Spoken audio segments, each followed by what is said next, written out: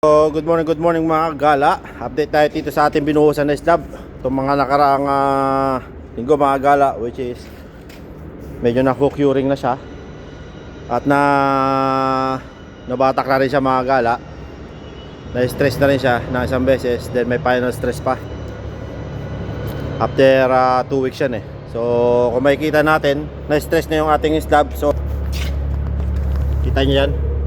Kaya nilagyan natin siya ng pan breaker is para hindi kumapit yung ating konkreto dyan at para mabilis siyang kumalas dun sa ating precast panel at hindi siya kumapit mga gala. Dahil pagka kumapit yan o kung ano man ang medyo maharap sa kanya kapag nag-start ng stressing is doon na magsisilong mag-crack yung ano natin, yung slab natin. So make sure natin na walang mga ano yan eh, mga obstruction sa paggalaw ng ating slab mga gala. Yan.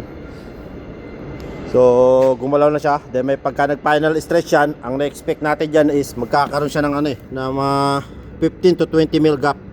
Ito mga gala, 15 to 20 mil gap ang na-expect natin na pagkaroon ng gap yan. Then lalagyan natin ng angle aluminum yan.